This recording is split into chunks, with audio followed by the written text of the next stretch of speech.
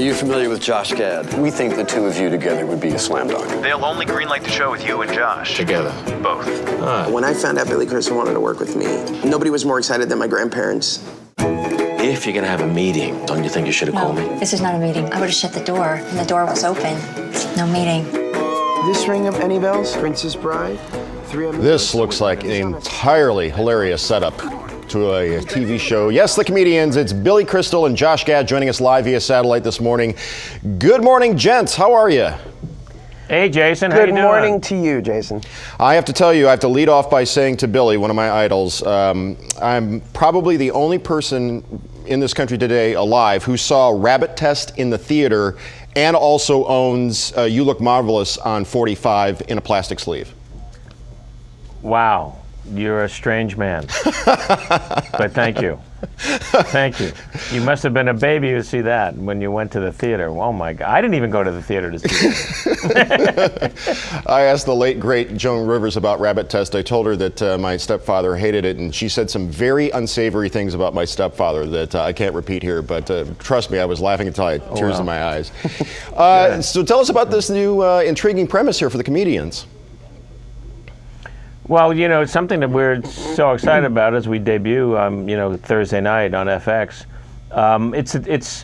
It's about Josh and I. We play ourselves, and it's about the network asks us to work together. We don't want to work together to make a late night sketch show. We're sort of forced into doing it. They promise that they'll put it on the air if we do it together.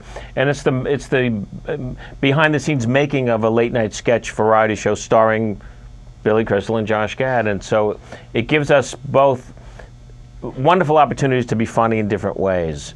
We do live stuff with a live audience. We have film pieces that roll in and out, digital shorts, and a terrific cast as well. So it's a behind-the-scenes documentary on the making of a late-night sketch show.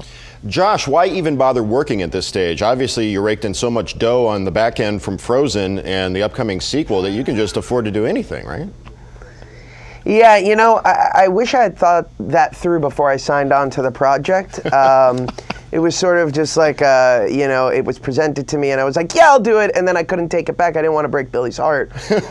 No, the reason that I wanted to do this was multifold. First off, working with an icon like Billy, I say this over and over again, it's a masterclass in comedy. You absorb so much by working with somebody as unbelievably brilliant as Billy.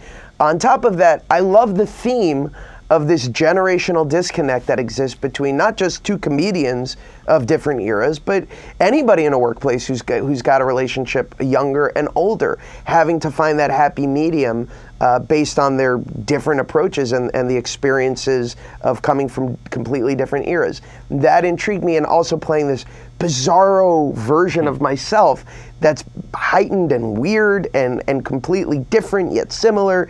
All of those things intrigued me.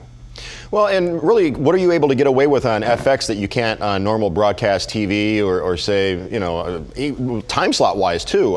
Obviously, you can push the envelope a little bit. Well, yeah, they've been fantastic, and we're very thrilled that we're the lead-in for Louie, which is always one of the best shows on television. But they encouraged us from the time we signed on with them when they bought the show, and was to push it.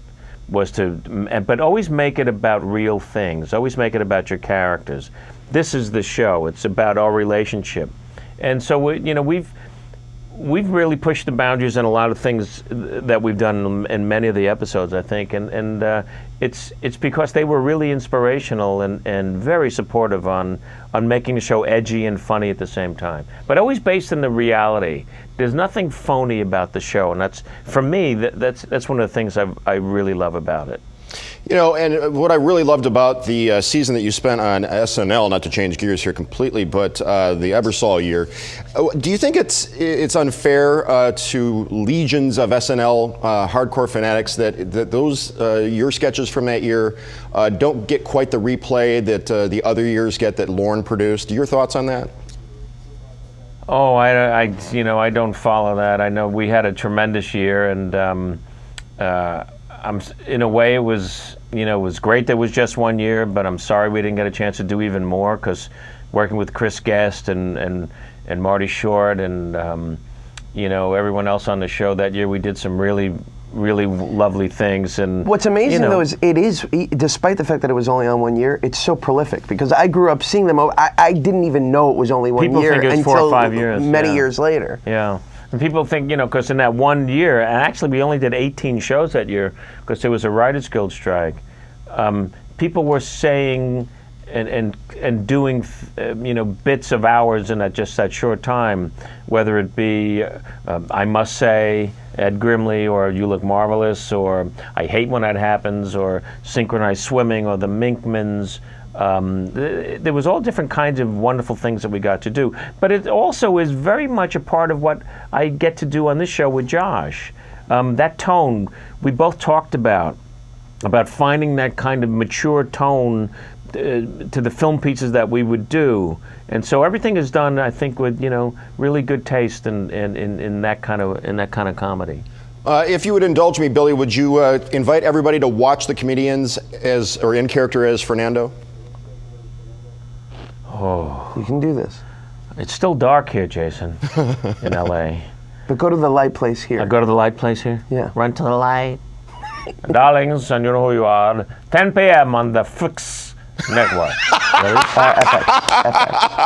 FX. Did I say something bad? You said fixed. That just made Fuchs. that made my day. Billy, Josh, thank you for the time, gents.